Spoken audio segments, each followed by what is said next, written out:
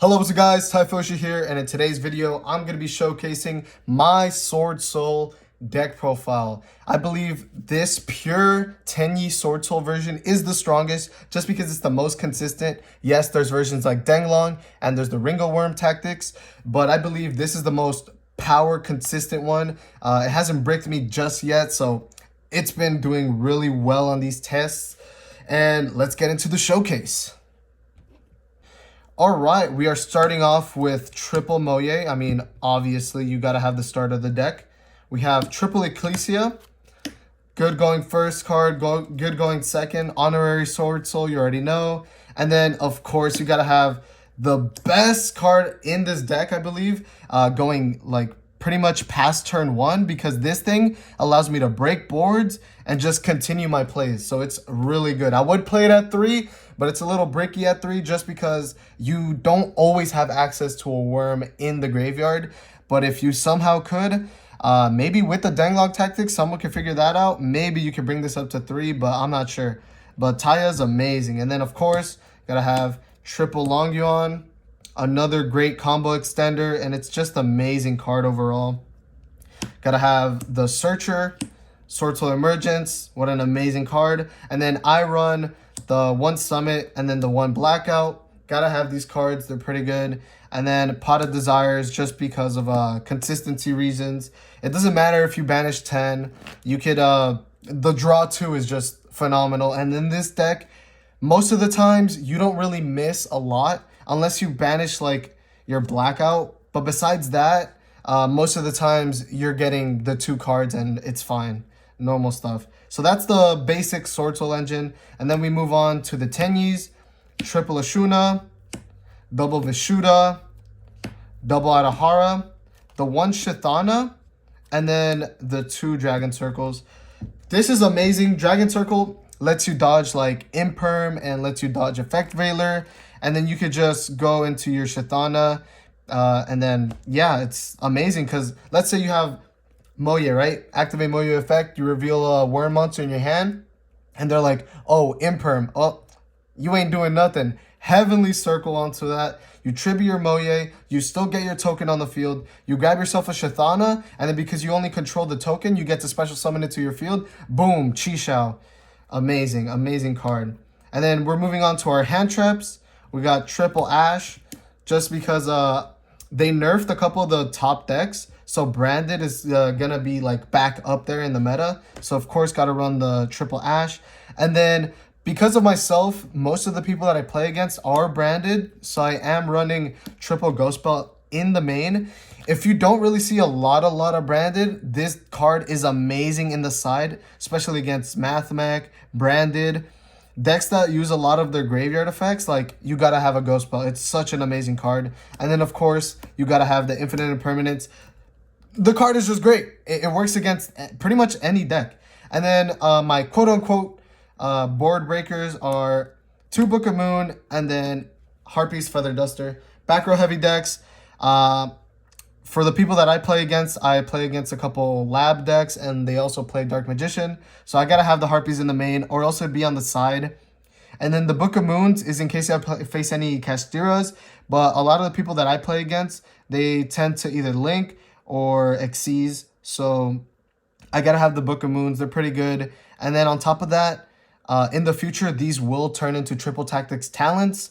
So just imagine these being talents in the future.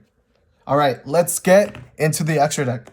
Okay, and then for the extra deck, I have 2 Chi-Shao, 1 Boarlord Savage Dragon, and then 1 Omega. Those are my level 8s. They're amazing cards. The Boarlord Savage, you'll see why. The Framelord Omega, I was running the Gamma package, but as you guys could see from the June ban list, they did hit Gamma. So this Omega is going to turn into the Berserker Tenyi Synchro Monster, or gonna turn into a Chow Fang or something else. I have room for different stuff in the extra deck, so I could always just change it up.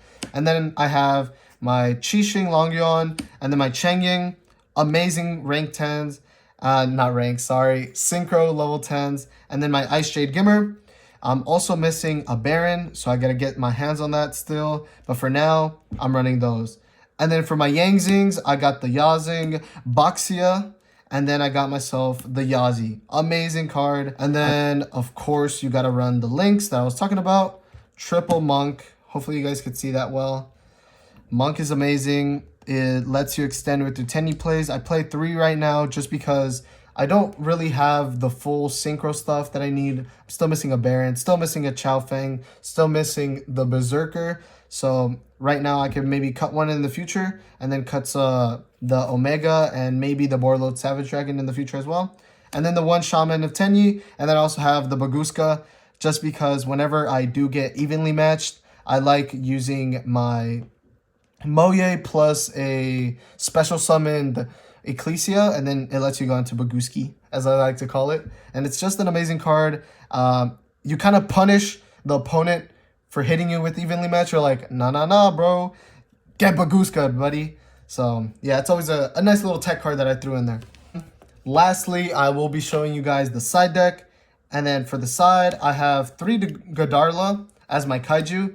I have 1 Gamma Seal. And I could run it. I could run like 1 Gamma Seal and then the 2 Godarlas.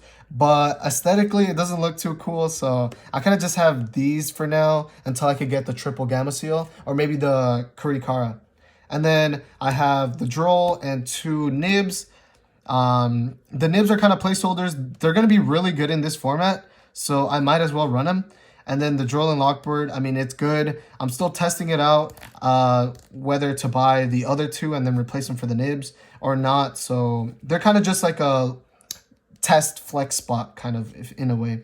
And then I run triple evenly match, good board breaker. It's going to be even better now that super heavy samurai got a little bit nerfed, got a little toned down. So they're not going to make those crazy negate boards anymore. So hopefully the evenly match doesn't get negated like crazy anymore. And then for going first, Anti-Spell Fragrance, good against Branded, good against the Pirelli deck. Anybody who really just uses a lot of spell cards, it's always good. It's always a good going first card. I was deciding between this or D-Barrier, but I find D-Barrier being a little bit too, a little bit too crazy because it kind of sucks when you hit your opponent with it. So maybe I'll play it, but I like the Anti-Spell. And then lastly, the Dark Ruler No More, just because I hate Sprite and I just want to poop on them a lot. So Dark Ruler No More is always a great card to have. And yeah, that's pretty much the deck. I will be showing you guys some good combos, some good test hands in another future video. Let me know what I should do to change maybe the deck profiles. Let me know how you feel about this. And put down below which version of Swordsoul you prefer the best. Danglong, Ring of Worm, or just pure Tenyi Swordsoul. And hope you guys enjoyed this video. Have a good rest of your day, guys. Peace.